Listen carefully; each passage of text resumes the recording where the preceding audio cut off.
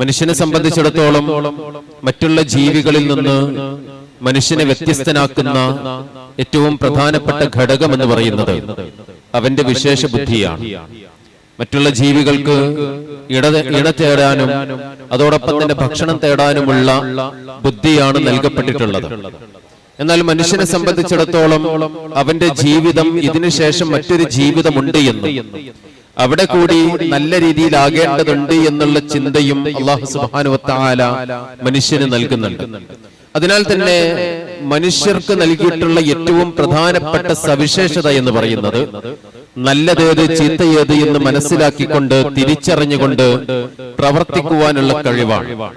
എന്നാൽ ആ മനുഷ്യന്റെ ആ ഒരു ബുദ്ധിയെ, കഴിവിനെ ഇല്ലാതെയാക്കുന്ന രീതിയിൽ പലപ്പോഴും ലഹരി പ്രവർത്തിക്കാറുണ്ട്. അറബികൾക്കിടയിൽ പറഞ്ഞു വരുന്ന ഒരു കഥയുണ്ട്. മഹാനായ പ്രവാചകൻ റസൂലുള്ളാഹി സ്വല്ലല്ലാഹു അലൈഹി വസല്ലമയിലേക്കും ചേർത്തുകൊണ്ട് ആ കഥ പറയാറുണ്ട്. അല്ലാഹു സുബ്ഹാനഹു വ തആല മനുഷ്യരല്ലാത്ത ചില സൃഷ്ടികളെ കൂടി ഉണ്ടാക്കിയിട്ടുണ്ട്. അതിലൊന്ന് നമ്മൾ മാലാഖമാർ എന്ന് പറയുന്ന മലക്കുകളാണ്. ആ മലക്കുകളെ സംബന്ധിച്ചിടത്തോളം വൈകാരികതയില്ല, വികാരങ്ങളില്ല. അങ്ങനെ ഒരു മലക്കിന് മനുഷ്യന്റെ വികാരങ്ങളെ അറിയുവാനുള്ള, ചില മലക്കുകൾക്ക് മനുഷ്യന്റെ വികാരങ്ങളെ അറിയുവാനുള്ള ഒരു ത്വരയുണ്ടായി. അങ്ങനെ ദൈവത്തോട് ആവശ്യപ്പെട്ടു, നിങ്ങൾ ദൈവത്തോട് ആവശ്യപ്പെട്ടുള്ള കാര്യം ഞങ്ങൾക്ക് മനുഷ്യന്റെ വികാരങ്ങളെ നൽകേണ്ടതുണ്ട്. എന്നിട്ട് ആ മലക്കുകളെ ഭൂമിയിലേക്ക് അയക്കുകയാണ്. ആ മാലാഖമാരെ മനുഷ്യരുടെ വികാരങ്ങളെ നൽകിക്കൊണ്ട് ഭൂമിയിലേക്ക് അയക്കുമ്പോ ഒരു സ്ത്രീ അവരെ സമീപിക്കുന്നുണ്ട്. ആദ്യം അവരോട് ആവശ്യപ്പെടുന്നത് ഒരു കുഞ്ഞിനെ കൊല്ലുവാൻ വേണ്ടിയിട്ടാണ്. പിന്നീട് അവരോട് ആവശ്യപ്പെടുന്നത് ചീത്ത പ്രവർത്തനങ്ങളിൽ, നല്ലതല്ലാത്ത പ്രവർത്തനങ്ങളിൽ ഏർപ്പെടുവാൻ വേണ്ടിയിട്ടാണ്. ഈ രണ്ട് കാര്യങ്ങളും മോശമാണ് എന്നറിയുന്ന ആ മലക്കുകൾ, മനുഷ്യന്റെ വൈകാരികതയുള്ള ആ മാലാഖമാർ ആ സ്ത്രീയോട് ആവശ്യപ്പെടുന്നുണ്ട്, ഞങ്ങൾക്കിത് ചെയ്യുവാൻ സാധ്യമല്ല. എങ്കിൽ അവർ അവസാനം പറയുന്ന ഒരു കാര്യം, എന്റെ രണ്ട് ആവശ്യങ്ങളും നിങ്ങൾ നിരസിച്ചു കളഞ്ഞിട്ടുണ്ട്. എന്നാൽ അവസാനമായി ഞാൻ നിങ്ങളോട് ചോദിക്കുന്നത്, എന്റെ കയ്യിലുള്ള പാനപാത്രത്തിലുള്ള ഈ വീഞ്ഞ്, ഈ മദ്യം നിങ്ങളൊന്ന് കഴിക്കേണ്ടതുണ്ട്.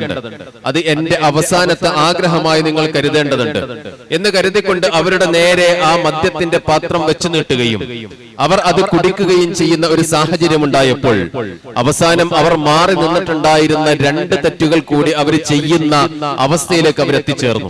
ഇവിടെ നമുക്ക് ഈ ഒരു കഥയിൽ നിന്ന് മനസ്സിലാക്കാൻ സാധിക്കുന്നത്, മനുഷ്യന്റെ വിവേചന ബുദ്ധിയെ, വിവേകപരമായി ചിന്തിക്കുവാനുള്ള കഴിവിനെ ഇത്തരത്തിലുള്ള ലഹരികൾ ഇല്ലാതെയാക്കുന്നുണ്ട് എന്നുള്ളതാണ്. അതിന്റെ നേർ ഉദാഹരണങ്ങൾ പല സന്ദർഭങ്ങളിലായി നമുക്ക് കാണാൻ സാധിക്കും. കഴിഞ്ഞ കുറെ വർഷക്കാലം നമ്മളുടെ നാട്ടിൽ ചർച്ച ചെയ്തിട്ടുണ്ടായിരുന്ന വലിയ വിഷയങ്ങളിലൊന്ന് ഇത്തരത്തിലുള്ള ലഹരിയുടെ ഉപയോഗത്തെ കുറിച്ചായിരുന്നു.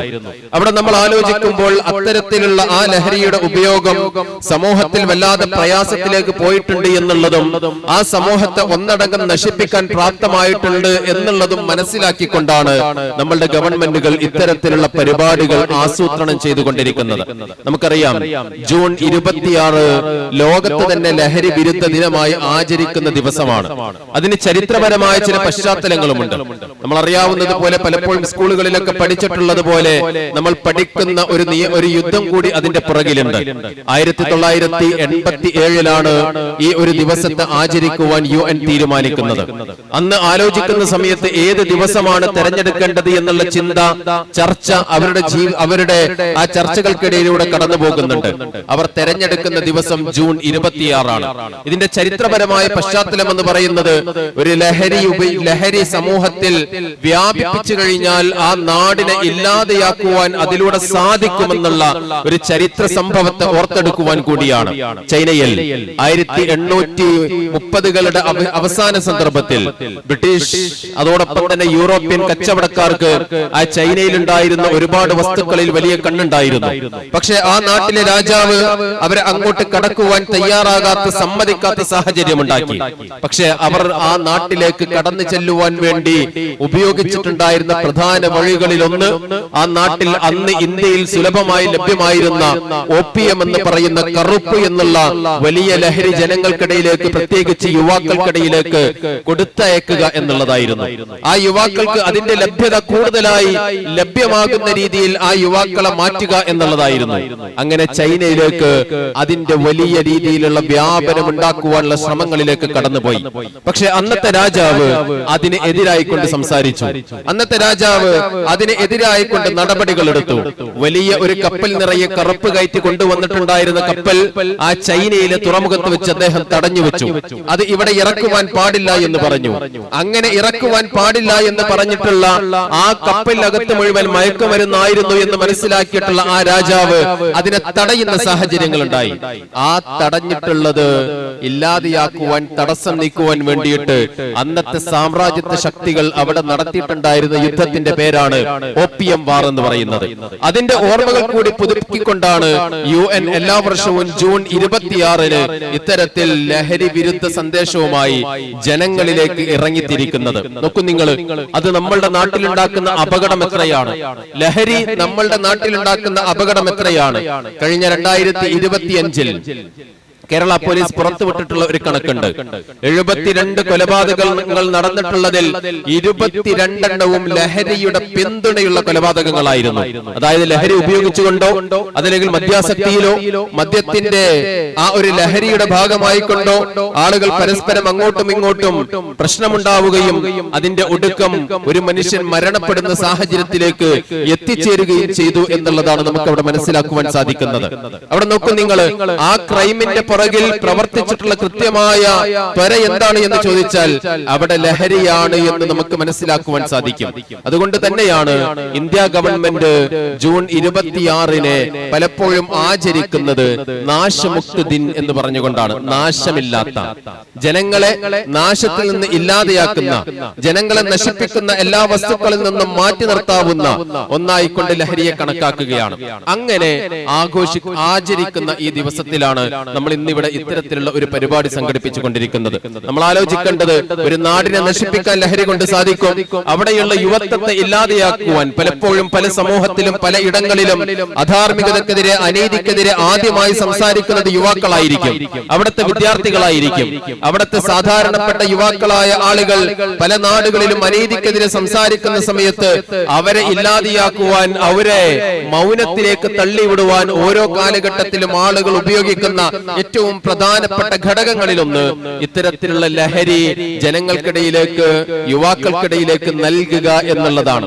അവിടെയാണ് നമ്മൾ ആലോചിക്കേണ്ടത്, ഏതൊക്കെ രീതിയിലാണ് ഇത് ജനങ്ങളിലേക്ക് എത്തിക്കുന്നത്, ഏതൊക്കെ രീതിയിലാണ് ഇത് നമ്മളുടെ കുട്ടികളിലേക്ക്, കൗമാരക്കാരിലേക്ക്, യുവാക്കളിലേക്ക്, നമ്മളുടെ യുവത്വത്തിലേക്ക്, കൗമാരത്തിലേക്ക് ആളുകൾ എത്തിച്ചുകൊണ്ടിരിക്കുന്നത്.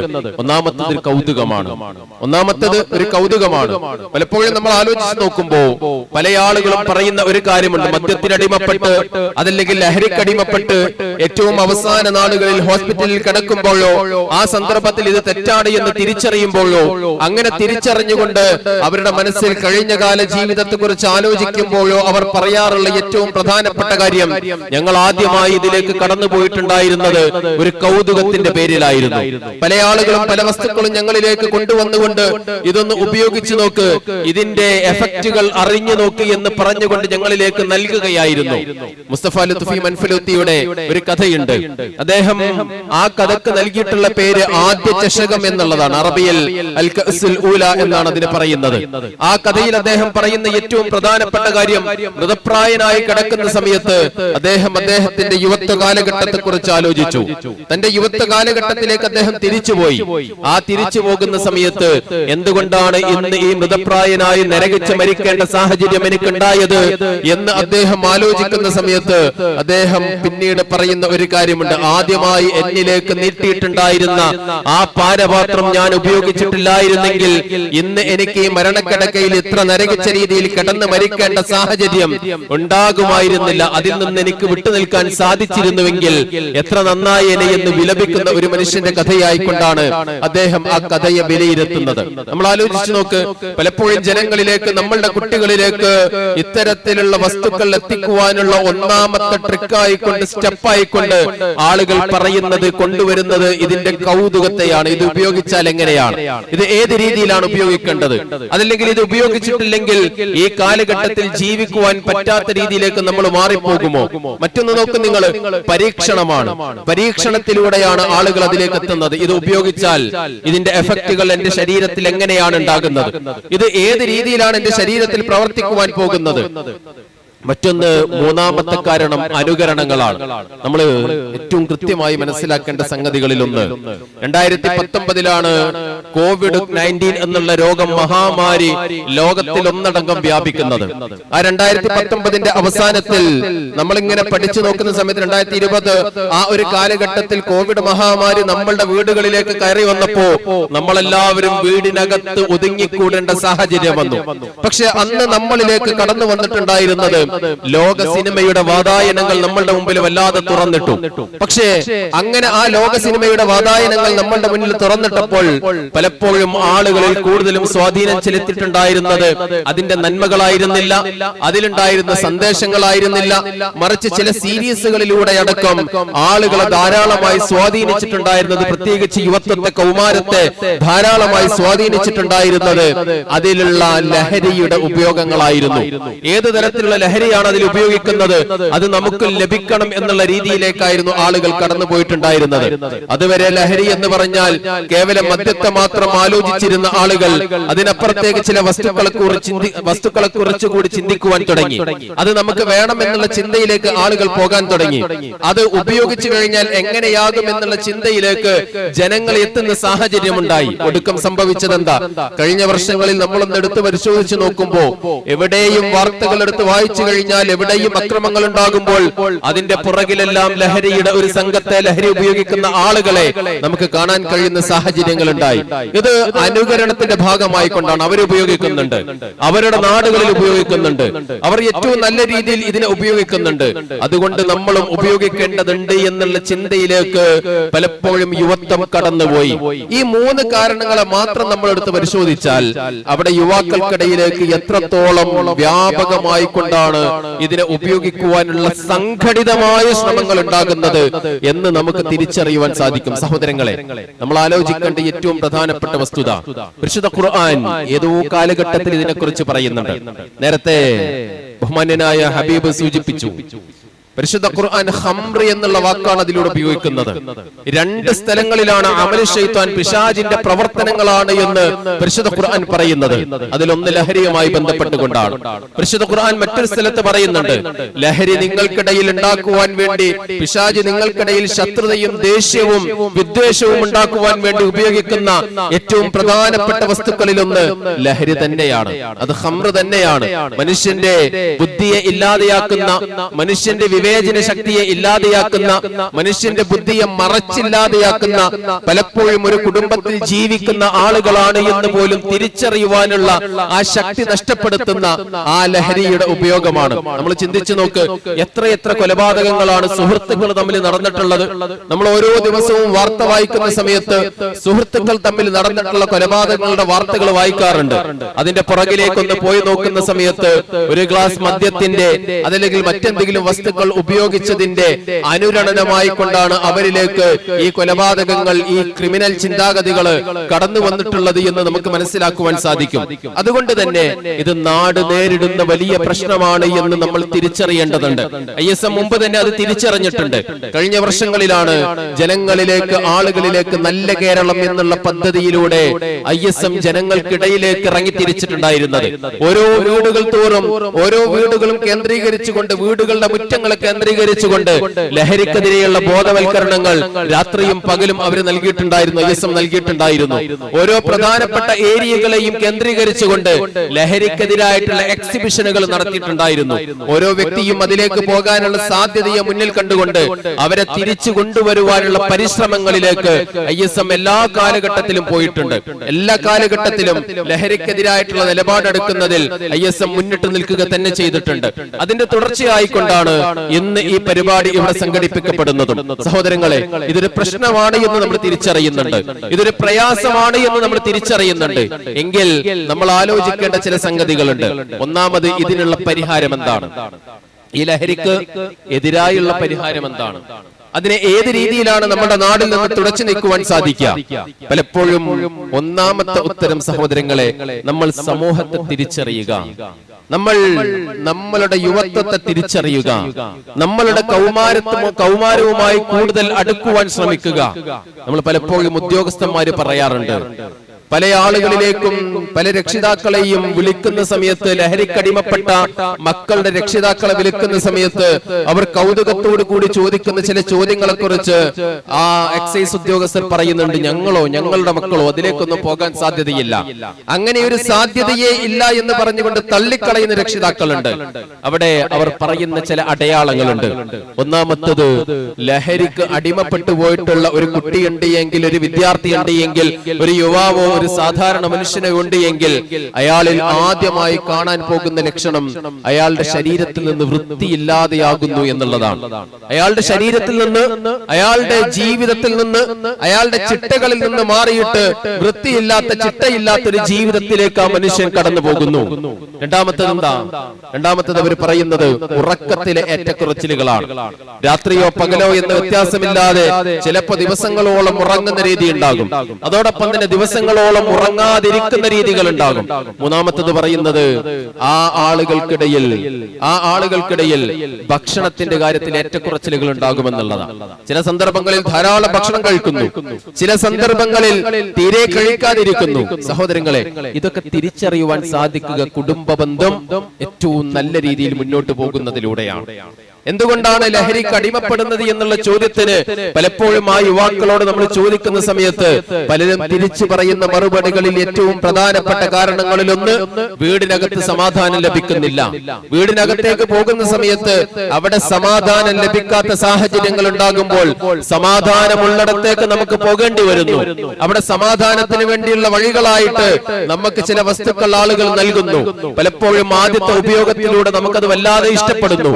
വീണ്ടും വീണ്ടും അത് നമ്മളിലേക്ക് ലഭ്യമാകുന്നതിലൂടെ നമ്മൾ അതിന് അടിമപ്പെട്ടു പോകുന്ന സാഹചര്യങ്ങൾ ഉണ്ടാകുന്നു.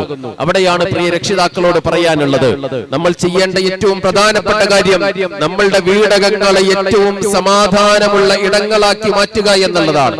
ഒരു യുവാവിന്, ഒരു യുവതിക്ക്, ഒരു കൗമാരക്കാരന്, ഒരു കൗമാരക്കാരിക്ക് വീട്ടിലേക്ക് കടന്നു വരുന്ന സമയത്ത് അവിടെ സമാധാനം അനുഭവിക്കുന്ന സാഹചര്യങ്ങൾ ഉണ്ടാകണം. അതല്ല, വീടിനകത്ത് സമാധാനം അനുഭവിക്കുന്ന സാഹചര്യങ്ങളല്ല ഉണ്ടാകുന്നത് എങ്കിൽ അവരെ സംബന്ധിച്ചിടത്തോളം വലിയ പ്രയാസങ്ങളിലേക്കും ഇത്തരത്തിലുള്ള ആളുകളിലേക്കും ഈ രീതിയിലുള്ള വസ്തുക്കളിലേക്കും അവസാനം വലിയ അപകടങ്ങളിലേക്കും അവർ ചെന്ന് ചാടുന്ന സാഹചര്യങ്ങൾ ഉണ്ടാകും. ആ പരിഹാരത്തിലേക്കാണ് നമ്മൾ കടന്നു പോകേണ്ടത്. പലപ്പോഴും ലഹരിയെ കുറിച്ച് പറയുന്ന സമയത്ത് ഈ നേരത്തെ സൂചിപ്പിച്ചിട്ടുള്ള രാസലഹരിയെ മാത്രമാണ് പലപ്പോഴും ആളുകൾ സൂചിപ്പിക്കാറുള്ളത്. രാസലഹരിയെ കുറിച്ച് മാത്രമാണ് പലപ്പോഴും ആളുകൾ സൂചിപ്പിക്കാറുള്ളത്. സഹോദരങ്ങളെ, രാസലഹരി എത്രത്തോളം അപകടകരമാണോ അതിലേറെ അപകടകരമാണ് മദ്യപാനം എന്ന് പറയുന്നത്. അതിനെ പലപ്പോഴും ഈ കാലഘട്ടത്തിൽ ചില ആളുകളൊക്കെ രാസലഹരിയിലേക്ക് ആളുകൾ പോകാതിരിക്കാൻ ഏറ്റവും നല്ലത് മദ്യം സുലഭമാക്കലാണ് എന്നുള്ള ചില സംസാരങ്ങളിലേക്കൊക്കെ ആളുകൾ പോകുന്നുണ്ട്. അവിടെയും വീര്യം കുറഞ്ഞ മദ്യമാണ് നല്ലത് എന്നൊക്കെ പറഞ്ഞുകൊണ്ട് യുവാക്കളെ അതിലേക്ക് ആകർഷിക്കാനും പലപ്പോഴും സർക്കാരുകൾ പോലും അതിന് പിന്തുണ നൽകുന്ന സാഹചര്യങ്ങളുമുണ്ട്. ISM എല്ലാ കാലഘട്ടത്തിലും എല്ലാ സർക്കാരുകളോടും എല്ലാ ഭരണാധികാരികളോടും എല്ലാ കാലഘട്ടത്തിലും ISM പറയാറുള്ളത്, നിങ്ങൾ മദ്യത്തിന്റെ ഉപയോഗം, മദ്യത്തിന്റെ ലഭ്യത നമ്മളുടെ നാട്ടിൽ കുറച്ചു കൊണ്ടുവരണം എന്നുള്ളത് തന്നെയാണ്. മദ്യത്തിന്റെ ലഭ്യത ഇല്ലാതെയാക്കണം എന്നുള്ളത് തന്നെയാണ്. അതിനെ നികുതി വർദ്ധിപ്പിച്ചുകൊണ്ടോ അതല്ലെങ്കിൽ അത് ഉപയോഗിക്കുന്ന ആളുകൾക്ക് കൂടുതലായിട്ട് സാമ്പത്തികമായ പ്രയാസങ്ങൾ ഉണ്ടാകുന്ന രീതിയിലോ അതിന്റെ വില വർദ്ധിപ്പിക്കുകയോ അതല്ലെങ്കിൽ അത് സമൂഹത്തിലേക്ക് വ്യാപകമാകുന്ന രീതിയെ ഇല്ലാതെയാക്കുകയോ വേണം എന്നുള്ളത് തന്നെയാണ്. പക്ഷേ പലപ്പോഴും പല സർക്കാരുകളും സ്വീകരിക്കുന്ന സമീപനങ്ങളിൽ ഏറ്റവും പ്രധാനപ്പെട്ടത് അത് സുലഭമാക്കുവാനുള്ള ശ്രമങ്ങളിലേക്ക് പോകുന്നു എന്നുള്ളതാണ്. അവിടെയാണ് സഹോദരങ്ങളെ നമ്മൾ ആലോചിക്കേണ്ടത്.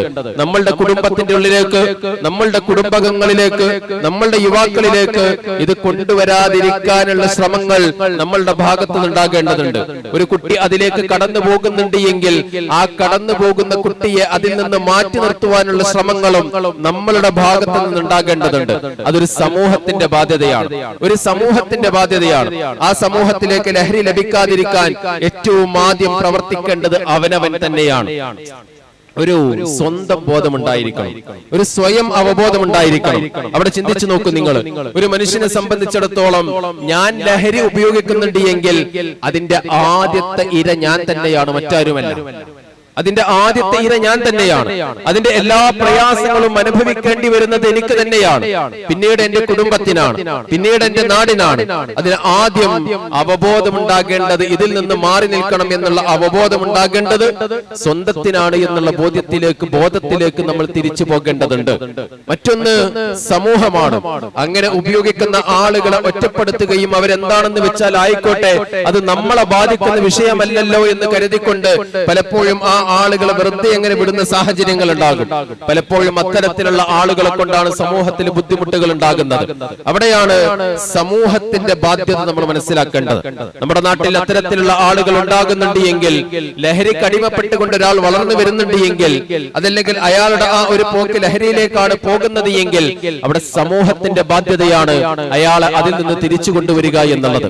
അവിടെ സമൂഹത്തിന്റെ ബാധ്യതയാണ് അയാളെ അതിലേക്ക് കടന്നു പോകുവാൻ അനുവദിക്കാതിരിക്കുക എന്നുള്ളത്, അയാളെ നേരായ വഴിയിലേക്ക് നയിക്കുക എന്നുള്ളത്. ഇനി നോക്കൂ നിങ്ങൾ, പലപ്പോഴും ആളുകൾ പറയാറുണ്ട്, ഇത് ഏത് രീതിയിലുള്ളതാണ്, അത് മദ്യം മാത്രമാണോ നമ്മൾ മാറി നിൽക്കേണ്ടത്, അതല്ല മറ്റുള്ള കാര്യങ്ങളിൽ നിന്നാണോ നമ്മൾ മാറി നിൽക്കേണ്ടത് എന്ന് ചോദിക്കുമ്പോ ഇസ്ലാം എല്ലാ കാലഘട്ടത്തിലുമുള്ള ആളുകൾക്ക് ഏറ്റവും നല്ല മറുപടി അതിൽ നൽകുന്നുണ്ട്. കുല്ലു മുസ്കിരിൻ ഹറാം, കുല്ലു മുസ്കിരിൻ ഹറാം. അത് ഏത് രീതിയിലുള്ളതാണെങ്കിലും, ഏത് കാലത്തിലുള്ളതാണെങ്കിലും, ഏത് ദേശത്തിലുള്ളതാണെങ്കിലും, ഏത് രീതിയിലുള്ളതാണെങ്കിലും, ഏത് സമയത്തിലുള്ളതാണെങ്കിലും, ഒരു മനുഷ്യന്റെ ബുദ്ധി മറപ്പിക്കുന്ന എന്തെല്ലാം കാര്യങ്ങളുണ്ടോ ആ കാര്യങ്ങളിൽ നിന്നെല്ലാം മനുഷ്യൻ മാറി നിൽക്കേണ്ടതുണ്ട്. കുല്ലു മുസ്കിരിൻ ഹറാം. ലഹരി ഉണ്ടാക്കുന്ന എല്ലാ വസ്തുക്കളിൽ നിന്നും മനുഷ്യൻ മാറി നിൽക്കേണ്ടതാണ് എന്നാണ് ഇസ്ലാം എല്ലാ കാലഘട്ടത്തിലും നമ്മെ പഠിപ്പിക്കുന്നത്. അതുകൊണ്ട് സഹോദരങ്ങളെ, നമ്മൾ ആലോചിക്കേണ്ട ഏറ്റവും പ്രധാനപ്പെട്ട കാര്യങ്ങളിലൊന്ന്, ഒരു മനുഷ്യൻ അതിലേക്ക് പോകുന്നുണ്ട് എങ്കിൽ, ഒരു നാട്ടിൽ ഒരു മനുഷ്യൻ അതിലേക്ക് പോകുന്നുണ്ട് എങ്കിൽ, അത് ആ സമൂഹത്തിന് മുഴുവൻ പ്രശ്നങ്ങൾ ഉണ്ടാക്കുന്ന കാര്യമാണ്. ഇതിന്റെ പരിഹാരങ്ങളിൽ ഒന്നായി പറഞ്ഞിട്ടുള്ളത്, കുടുംബത്തിനകത്ത് ഏറ്റവും സമാധാനമുള്ള അന്തരീക്ഷം നമ്മൾ ഉണ്ടാക്കിയെടുക്കുക. രണ്ടാമത്തെ ഒരു കാര്യം, ആളൊഴിഞ്ഞ സ്ഥലങ്ങളെ ആളുള്ള സ്ഥലങ്ങളാക്കി നമ്മൾ മാറ്റുക. പലപ്പോഴും അങ്ങനെയാണ്, ഒഴിഞ്ഞ ഇടങ്ങൾ, ഒഴിഞ്ഞ ആളുകൾ ശ്രദ്ധിക്കാത്ത ഇടങ്ങൾ, ഇത് ഇത്തരത്തിലുള്ള ഉപയോഗങ്ങളുടെ, ഈ വസ്തുക്കളുടെ ഉപയോഗങ്ങളുടെ വലിയ ഇടങ്ങളായി മാറാറുണ്ട്. അവിടെ നമ്മൾ ശ്രദ്ധിക്കേണ്ട ഏറ്റവും പ്രധാനപ്പെട്ട കാര്യം, അങ്ങനെയുള്ള ഇടങ്ങളെ ഇല്ലാതെയാക്കുക എന്നുള്ളതാണ്. ഇല്ലാതെയാക്കുക എന്ന് പറഞ്ഞാൽ അവിടേക്ക് ജനങ്ങളുടെ ശ്രദ്ധ എത്തുന്ന സാഹചര്യങ്ങൾ ഉണ്ടാകണം, അവിടേക്ക് ജനങ്ങളുടെ ഒരു മോണിറ്ററിംഗ് ഉണ്ടാകണം. അങ്ങനെയുള്ള ഇടങ്ങളിലേക്ക് ഒരു വിദ്യാർത്ഥിയോ ഒരു കൗമാരക്കാരനോ ഒരു യുവാവോ കടന്നു പോകുന്ന സമയത്ത് അവിടേക്ക് കടന്നു പോകാതിരിക്കാനുള്ള ശ്രമങ്ങൾ ഓരോരുത്തരുടെ ഭാഗത്തു നിന്നും ഉണ്ടാകേണ്ടതുണ്ട്. ഈ ഒരു കൂട്ടായ പരിശ്രമത്തിലൂടെ മാത്രമാണ്, കൂട്ടായ ശ്രമങ്ങളിലൂടെ മാത്രമാണ്, കൂട്ടായ പ്രവർത്തനങ്ങളിലൂടെ മാത്രമാണ് ഈ ലഹരിക്കെതിരെയുള്ള പ്രവർത്തനങ്ങൾക്ക് അത് ഫലപ്രദമായി തീരുന്നത്. അതിന് ഗവൺമെന്റ് മുൻകൈയെടുക്കുന്നുണ്ട്, അതോടൊപ്പം തന്നെ സമൂഹത്തിലുള്ള മറ്റുള്ള ആളുകൾ മുൻകൈയെടുക്കുന്നുണ്ട്. ISM എല്ലാ കാലഘട്ടത്തിലും അത്തരത്തിലുള്ള പ്രവർത്തനങ്ങൾക്ക് പിന്തുണ നൽകുന്നുണ്ട്. അതുകൊണ്ട് തന്നെയും സമാധാനമുണ്ടാക്കാനുള്ള, സമാധാനക്കേട് നമ്മളുടെ നാട്ടിൽ നിന്ന് നീക്കാനുള്ള, അശാന്തി നമ്മളുടെ നാട്ടിൽ നിന്ന് നീക്കാനുള്ള ഒരു പ്രവർത്തനമായിട്ട് ഇതിനെ കാണുകയും ഇതിന് എല്ലാവിധ പിന്തുണയും നൽകേണ്ടതുണ്ട് എന്ന് മാത്രം സൂചിപ്പിച്ചുകൊണ്ട് എന്റെ വാക്കുകൾ അവസാനിപ്പിക്കുകയാണ്. ഇതൊരു വിപത്താണ് എന്ന് നമ്മൾ തിരിച്ചറിയേണ്ടതുണ്ട്. ഇത് ഒരിക്കലും സമൂഹത്തിന് ഉപകാരമുള്ളതല്ല എന്നുള്ളത് സമൂഹത്തെ നമ്മൾ ഓരോരുത്തരും ബോധ്യപ്പെടുത്തേണ്ടതുണ്ട്. നമ്മളുടെ വീട്ടിലേക്ക് കടന്നു വരുന്ന സമയത്ത് അതിൽ നിന്നും മാറി നിൽക്കുവാനുള്ള പരിശ്രമങ്ങളിലേക്ക് നമ്മൾ എത്തേണ്ടതുണ്ട്. പലപ്പോഴും പല കുടുംബങ്ങൾക്കിടയിലും കുടുംബങ്ങൾ ഇല്ലാതെയാകുവാൻ കുടുംബ ശൈഥില്യത്തിന്റെ ഏറ്റവും വലിയ കാരണങ്ങളായി നമ്മൾ പരിശോധിക്കുമ്പോൾ, പഠിക്കുമ്പോൾ അതിന്റെ ഏറ്റവും വലിയ കാരണങ്ങളായി നമുക്ക് മനസ്സിലാക്കുവാൻ സാധിക്കുന്നത് ഇത്തരത്തിലുള്ള ലഹരിയുടെ ഉപയോഗങ്ങളോ അതിന്റെ സ്വാധീനങ്ങളോ അതിന്റെ ഏതെങ്കിലും രീതിയിലുള്ള എഫക്റ്റുകളോ ആണ്. അതിന്റെ ഭാഗമായി ഉണ്ടാകുന്നത് എന്താ? സമൂഹത്തിൽ വലിയ രീതിയിലുള്ള അക്രമങ്ങൾ വർദ്ധിക്കുന്നു, സമൂഹത്തിൽ അരാജകത്വം ഉണ്ടാകുന്നു, സമൂഹത്തിന്റെ സാമൂഹിക സുരക്ഷിതത്വം ഇല്ലാതെയാകുന്നു. ഒരു നാട് നശിപ്പിക്കുവാൻ വേണ്ടിയിട്ട് സാമ്രാജ്യത്വ ശക്തികളോ ആ നാടിന്റെ ആളുകളോ ആ നാടിന് എതിരായി നിൽക്കുന്ന ശത്രുക്കളോ എല്ലാ കാലഘട്ടത്തിലും ഉപയോഗിക്കാറുള്ളത് ആ നാടിലെ കൗമാരക്കാരെ, യുവാക്കളെ ഇത്തരത്തിലുള്ള ലഹരിയിലേക്ക് അടിമപ്പെടുത്തുക എന്നുള്ള പ്രവർത്തനങ്ങളാണ്. അതുകൊണ്ട് ആ പ്രവർത്തനങ്ങളെ നമ്മൾ തിരിച്ചറിയുകയും അതിനെതിരായിട്ടുള്ള എല്ലാത്തരം പ്രവർത്തനങ്ങൾക്കും നമ്മൾ പിന്തുണ നൽകുകയും നമ്മളുടെ വീടിനകത്തേക്ക് ഇത് കയറുവാൻ പാടില്ല എന്നുള്ള ഒരു ഉറച്ച ബോധ്യവും പ്രതിജ്ഞയും നമ്മളുടെ ഭാഗത്തു നിന്നുണ്ടാവുകയും ചെയ്യേണ്ടതുണ്ട്. ഇതൊരു വലിയ വിപത്താണ് എന്ന് നമ്മൾ സ്വയം തിരിച്ചറിയുന്നതോടൊപ്പം തന്നെ മറ്റുള്ളവരിലേക്ക് അതിന്റെ സന്ദേശം നിർദ്ദേശം നൽകുകയും ചെയ്യുക എന്നുള്ളതാണ് ഈ ദിനങ്ങളിൽ നമുക്ക് നൽകുവാനുള്ളത്.